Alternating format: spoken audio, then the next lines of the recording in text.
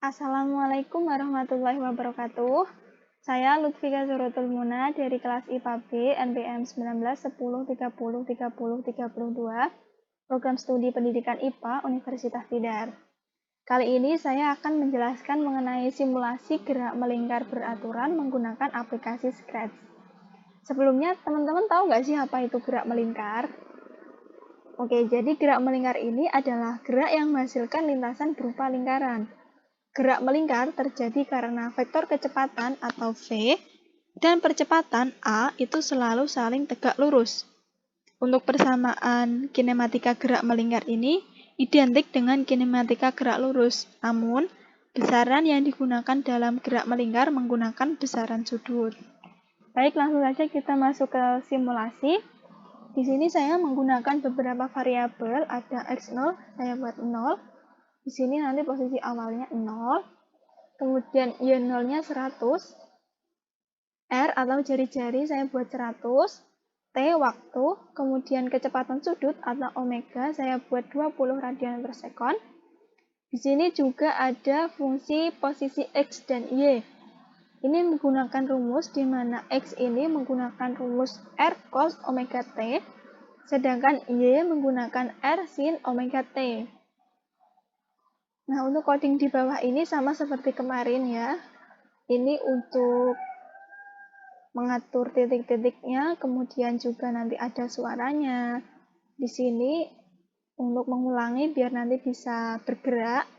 Di sini XY-nya sama, rumusnya sama, R cos omega T dan juga R sin omega T.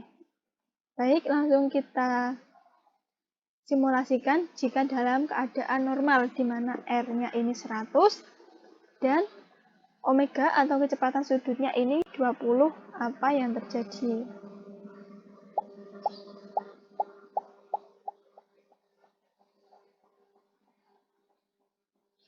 Nah, ini sudah melakukan satu putaran penuh, di mana ini T menunjukkan 18, berarti waktu yang diperlukan untuk melakukan satu putaran adalah 18 sekon.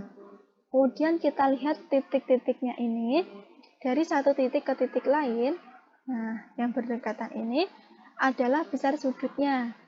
Jadi besar sudut antara titik 1 ke titik 2, titik 2 ke titik 3, 3 ke 4, dan seterusnya ini besarnya akan sama. Seperti itu. Nah, ini ada dua kasus ya. Yang pertama, bagaimana jika jari-jarinya tetap, namun kecepatan sudutnya berubah. Kemudian yang kedua, jika kecepatan sudut gerak melingkar tetap dan jari-jarinya berubah, apa yang terjadi? Baik, yang pertama adalah jari-jarinya tetap, kemudian kecepatan sudutnya berubah. Jadi di sini omega saya buat lebih kecil terlebih dahulu. Saya buat 10. Apa yang terjadi?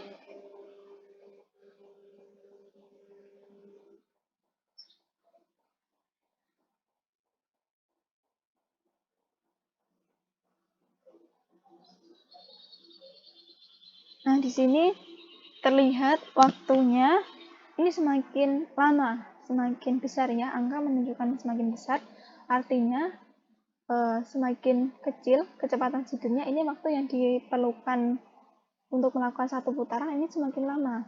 Kemudian jika kita lihat dari titik-titiknya ini, maka titiknya ini akan semakin berdekatan, artinya besar sudutnya ini akan semakin kecil ya.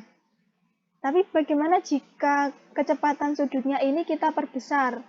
Tadi awalnya 20, kita coba menjadi 40, apa yang terjadi?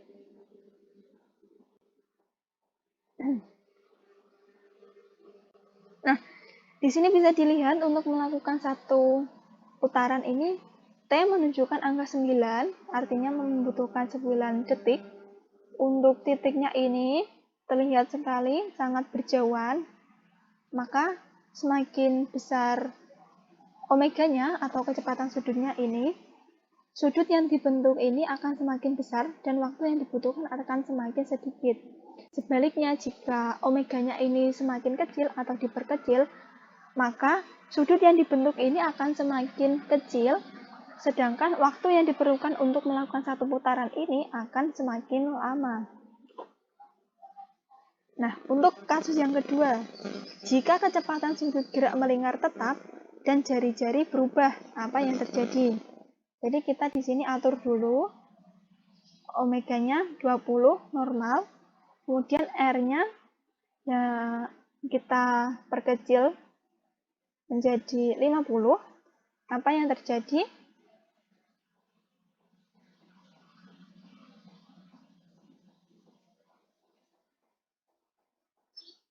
Nah, ini untuk melakukan satu putaran, dia memerlukan waktu 18 sekon. Berarti sama ketika dalam keadaan normal, di mana R-nya tadi 100 juga membutuhkan waktu 18 sekon. Kemudian kita lihat titiknya.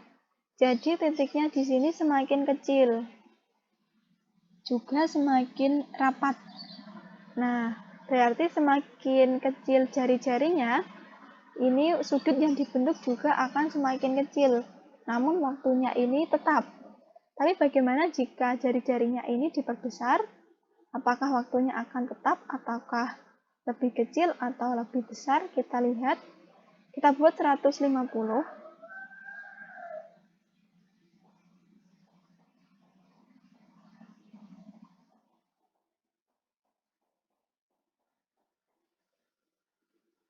Nah, ini dia melakukan satu putaran lebih sedikit.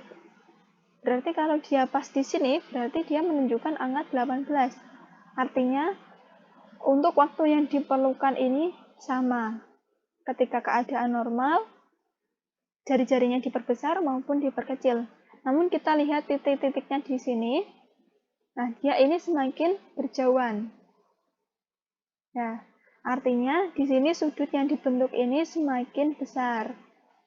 Nah, jadi kesimpulannya, jika jari-jarinya ini diubah, sedangkan kecepatan sudutnya ini tetap, maka ketika jari-jari diperkecil, ini sudut yang dibentuk akan semakin kecil. Namun, waktu yang diperlukan untuk melakukan satu putaran akan tetap. Ketika jari-jari diperbesar, maka sudut yang dibentuk ini akan semakin besar, namun waktu yang diperlukan untuk melakukan satu putaran ini sama. Gitu. Baik, tadi sudah disimulasikan untuk kedua kasus. Saya kira cukup. Kurang lebihnya saya mohon maaf. Wassalamualaikum warahmatullahi wabarakatuh.